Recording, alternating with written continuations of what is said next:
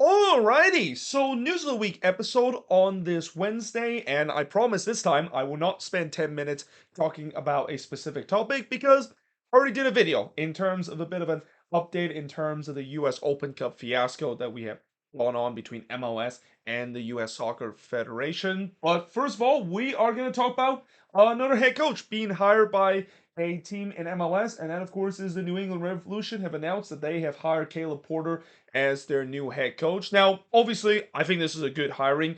If New England is going to take that short-term vision that they want to win this MLS Cup in these next couple of years, because I think for teams that have hired Caleb Porter, we know that those teams usually will get immediate success to a point where they can win MLS Cup. I mean, he did it with the Columbus Crew and he did it with the Portland Timbers itself. But in terms of long-term success, and especially after he wins that MLS Cup for you, yeah, things kind of go downhill a bit. So yeah, this is definitely a move that, for New England, knowing the fact that, last season, as much as it was a disappointing season for them, especially with the off the field situation, still a team that I think could be competing for MLS Cup, and especially with the way that once they do get some of their players back healthy, I mean, this team was one of the most injury-riddled team last season.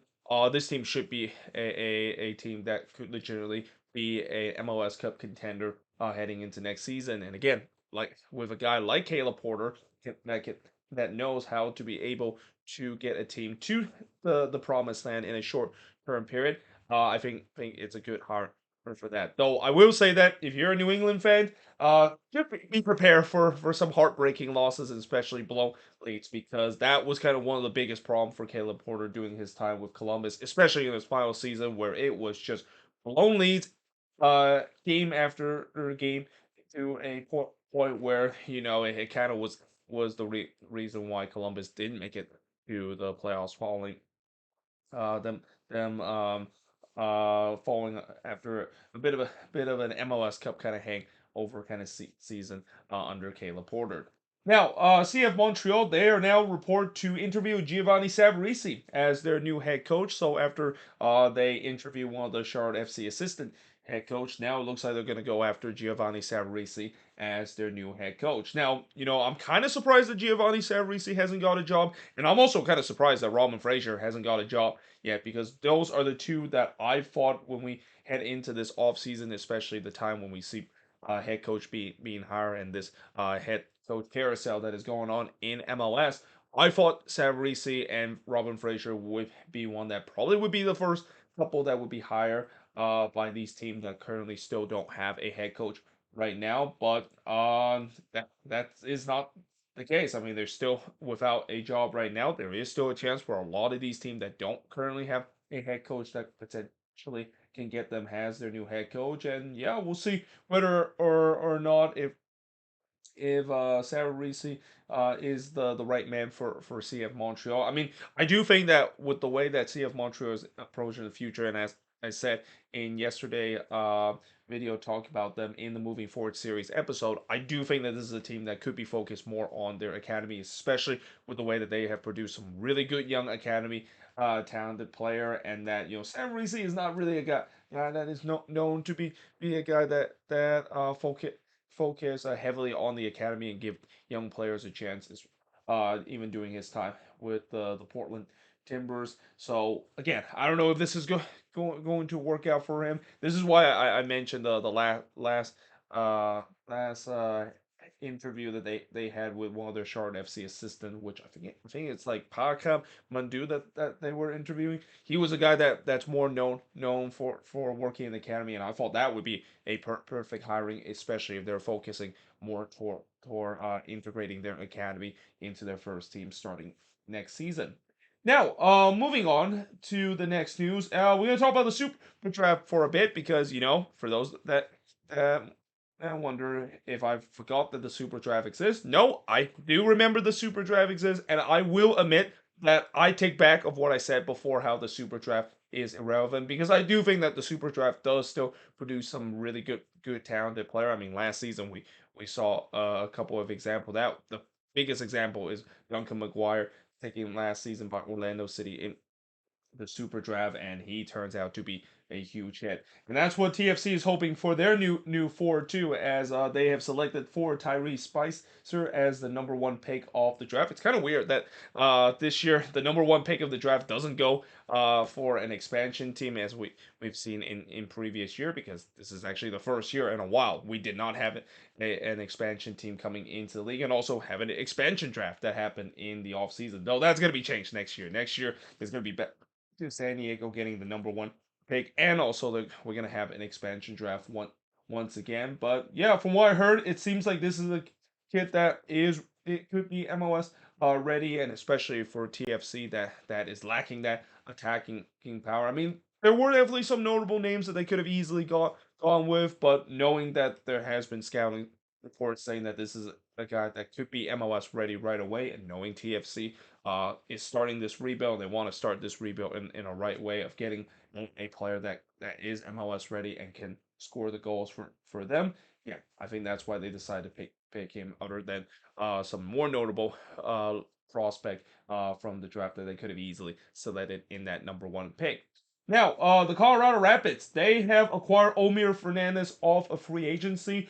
I was very surprised to see the Red Bulls decide to let Omir Fernandez walk, because I thought he, for the past couple of seasons, has been easily the most consistent player for the New York Red Bulls. But then again, the New York Red Bulls have always decided to let go of players that you really did not expect them to move on, and especially captains too. I mean, the Red Bulls have always decided to let go of their captains a couple of years into being the captain of the team. And while Omar Fernandez was never a captain, uh, still I was kind of a little surprised that they decided to let him walk.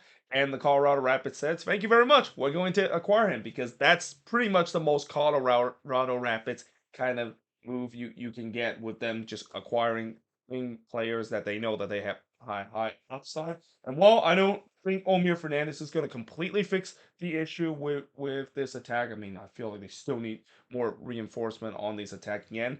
I think that he is going to definitely help give another element to this Rapids attack that desperately need some help. And also, we'll see whether or not if Omar Fernandez might go with the Kellen Acosta route. Because remember, a couple of years when Kellen Acosta decided to go to the Colorado Rapids, everybody was shocked by that, because what is he doing? This is a kid that has the potential to be a U.S. men's national team player, and he's kind of going backwards and decided to go to a Rapids team that is not known to develop some good talented player. But it turns out that worked out good enough where he eventually now got himself to be with a championship level team in MLS in LAFC, and we'll see whether or not that's going to be the same case with Omer Fernandez, who again, this is a kid that has that a lot of upside, and is also a kid that I wouldn't be surprised in a couple of years he might be making his jump to Europe.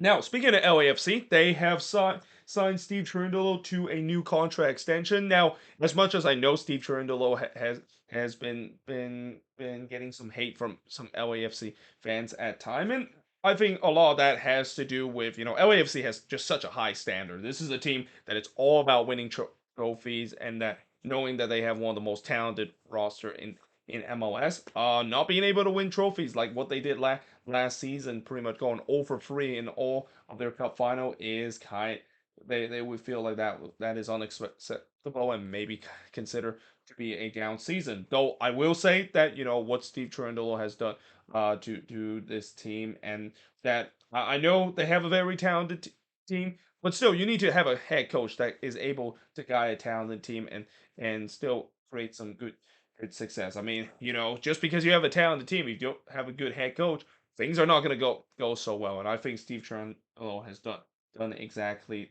like that. And well, at times, he was kind of unfairly criticized at times, because of times this team aren't able to go through or pull through doing big cup finals and big games kind of stuff.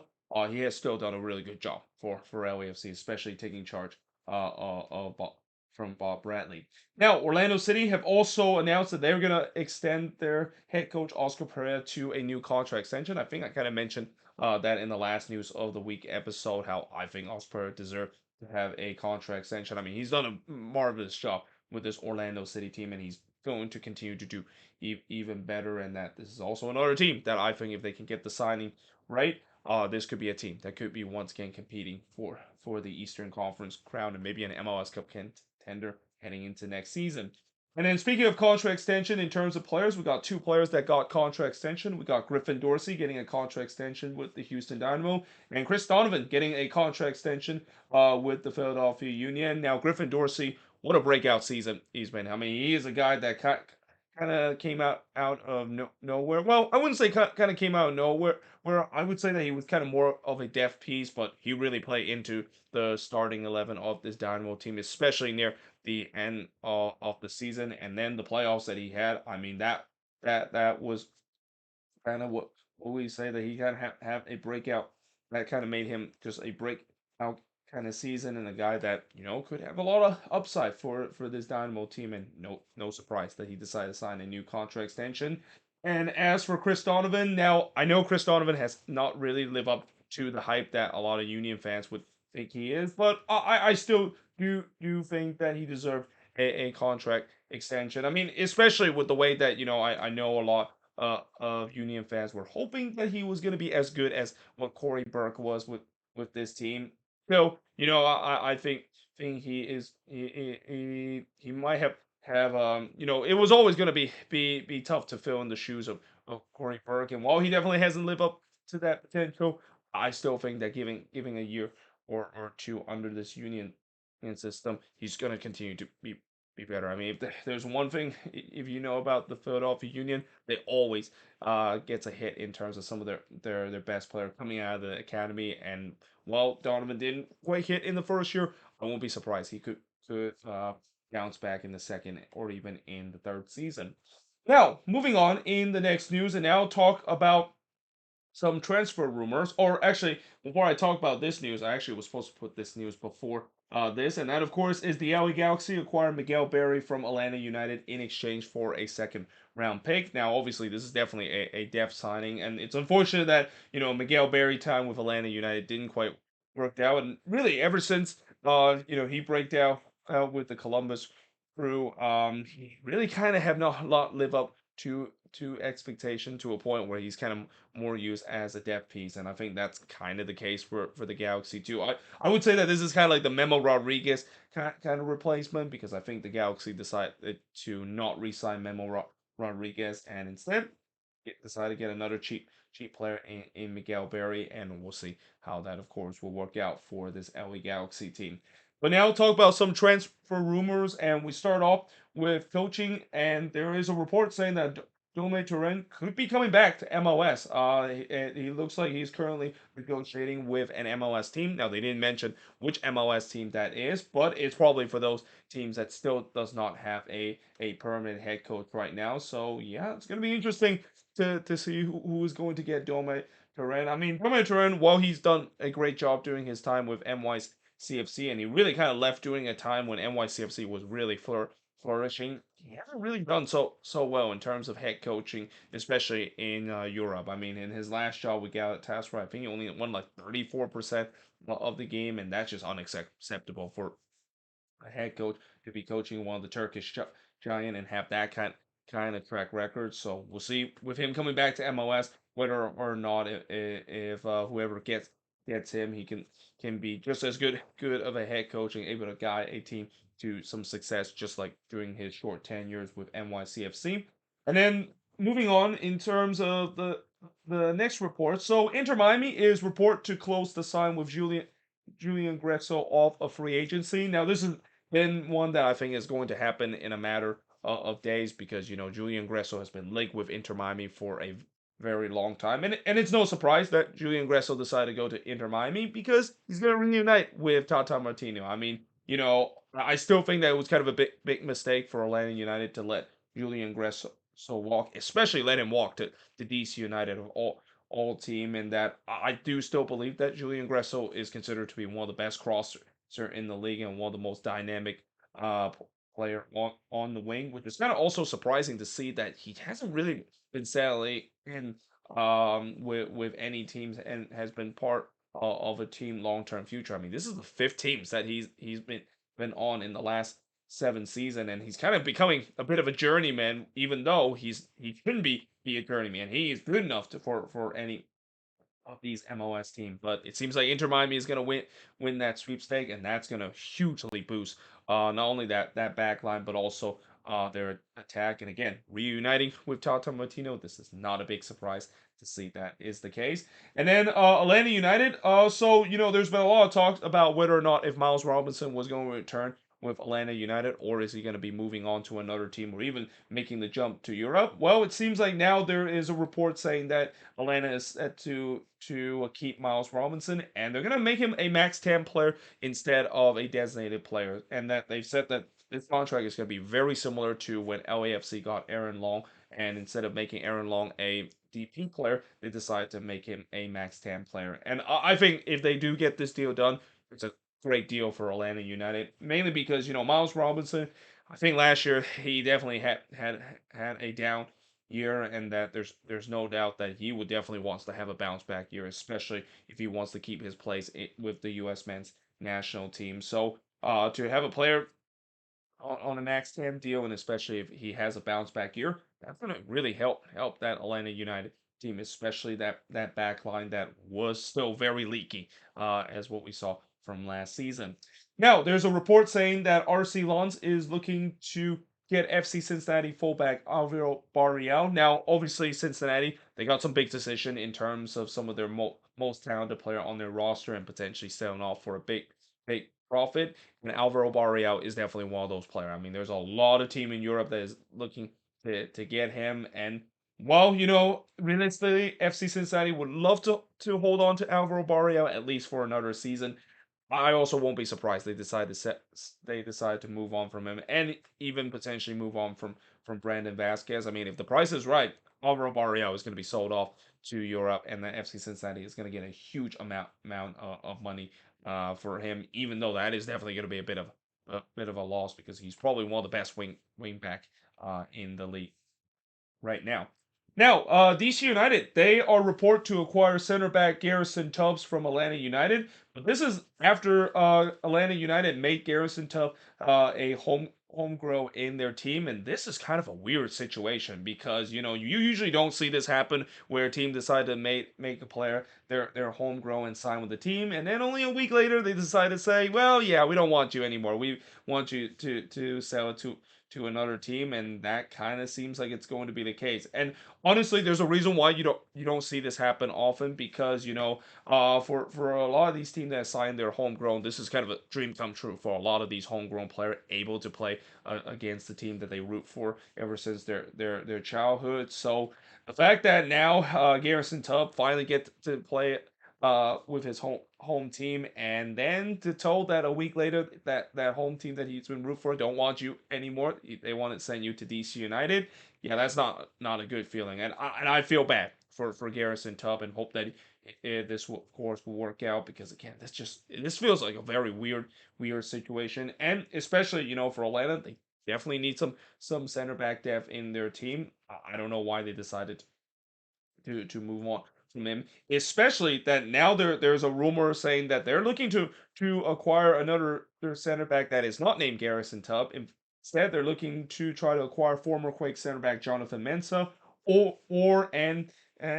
Bordeaux center back Stian Gregerson in place. Now, Jonathan Mensah, I've said before last season, it was kind of disappointing how he really never worked out during his time with the Quakes. I mean, there was time where he kind of fell out of favor with Luchi Gonzalez, and to a point where, yeah, he definitely lost a step or two compared to his days with the Columbus Crew. And then with their target that they have with Stian Gregerson, I don't know really much about him, other than the fact that he's part of the Norwegian international team, and he's part of a Bordeaux team that, yeah, Bordeaux is one of those teams that have suffered not only a major regression in League but they're not even in League anymore. They're in the second division of France. They're kind of one of those falling giant in France that suffer a bit of a shock relegation not long ago. So yeah, again, if they're going to acquire these kind of players for depth that could be a little questionable, why not they decided to just hold on to Garrison Tubb in the first place, especially when you made him a DP just a week ago. But anyhow, moving on in the next news. So St. Louis City is now rumored to sign right back Thomas Totland from Swedish Light, and I think it's Hacken. That's how you pronounce it. But yeah, this is a signing that there was a report that it was only going to be costing St. Louis $500,000 dollar, which is a very cheap kind of deal. And while I don't know too much about him, I think maybe this is mostly used for depth piece, and especially for St. Louis. If they're in the depth situation, I think the fullback position is one area that they might need to still add doing this off season, and getting this guy is definitely going to help out that cause if they do get that move complete. I mean, especially with just 500,000 for the transfer fee, that is definitely a steal. And I trust the fact that this guy is going to be good, knowing St. Louis has really done well in terms of scouting some well-known player, especially in the Scandinavian region. And then Nashville SC is reported to sign Canadian striker Wupin Palacios from Forge FC, and obviously, Nashville, they're desperate in terms of finding a number 9. I mean, that's kind of one of the things that I'll mention again when I do the moving forward series about this Nashville SC side, and they're hoping this guy will be the guy to do so. From what I heard, is that he's definitely an outstanding player in the Canadian Premier League, and we're starting to see that there's going to be more CPL player that have made the move to MLS. Obviously, so far I think the most successful CPL player that have made the move to MLS is Joel Waterman. When Montreal decided to make that signing, it turns out to be a huge hit, and that's what Nashville is hoping with this guy, especially with the way that they're just so desperate right now to find the right number 9 to accompany with Hani Mukhtar. And then finally, the last rumor, there is a report that an MLS team had made an offer to sign a Polish goalkeeper, Henryk Ravis from, and I'm gonna absolutely butcher this name because one thing if you know about Polish club name, it's really hard to pronounce, but I think it's Wazu, which that's how you pronounce, and I at least know that it's pronounced which because have heard of how people pronounce that city, and that's one of those Polish city that people have mentioned, and at least when I heard that it's not how it pronounced when you actually see the wording there. In fact, I kind of wrote the name of that city wrong there because actually it should be like a slash here and also a slash here in there. But anyway, yeah, this is an interesting signing, especially this is also so reported that it's actually a cheap deal that if one of these MLS teams is going to get. I think it's only like 300 or $400,000. That of course is the price. And while I don't know whether or not if he is going to be a decent goalkeeper or maybe just a starting goalkeeper, goalkeeping is definitely one position that we have seen teams decide to go overseas and even go to Eastern Europe to look for, and some of them turns out to be success. In fact, there's been a lot of good players from Eastern Europe that turns out to be successful. I mean, probably the biggest example of that is Georgi Petrovic coming from Croatia and was with the New England Revolution and now playing for Chelsea after New England basically sold off for a big profit during the summer transfer window. And then finally, in the last news, and I hate that I had to end in a bit of a sad news in terms of the news of the week, but unfortunately, one of the USL Championship side, RGV Toros, announced that they have folded and they have ceased operation after 8 seasons in the USL Championship. Now, obviously, one of the thing about these USL Championship team is that they heavily rely on match day revenue because these teams or teams that are not owned by multi-billion dollar owner, although some USL Championship side might differ, or at least they're owned by multi-million dollar owner that is. But yeah, they still rely heavily on their match day revenue, and unfortunately for RGV Toros, they have had problem in terms of their attendance, especially with the way that they also built themselves a new stadium, which that's actually the stadium that is very similar to PayPal Park. In fact, when you look at it, it basically feels like it's a mini version of PayPal Park, and it's not a big surprise that that is the case because it's actually the same architect that designed that stadium that designed PayPal Park for the San Jose Earthquakes. But yeah, it's kind of see that of course comes to an end, and that's another teams that we've seen in the USL level that of course sees operation. We have seen just so many teams that has this problem, and I guess maybe when they decided to spend big in that stadium and they just didn't get the match day revenue back, that of course is what happened. So yeah, sad to see that of course is the case, and especially RGV Toros is definitely a team that I've watched before in the Sports Hub series. I remember I did went to one of the game when Sacramento was playing against RGV Toros, and it's gonna hard to believe that if you watch back that Sports Hub episode, you're going to see that one of the USL Championship side no longer exists. So that being said, when you watch any of the Sports Hub series episodes, especially some of those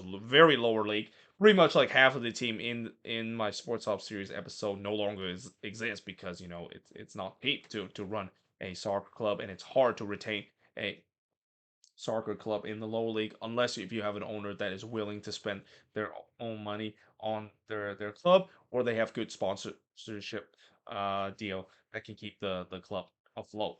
But there we have it. That is pretty much it in terms of looking at this week's edition of News of the Week. As always, let me know in the comments below what do you think of these news, and if there's any news I didn't mention here on the board, let me know in the comments below. But until then, hope you guys enjoyed this video. If you do, make sure you guys like, smash the subscribe button, and yeah, I of course will see you guys next time.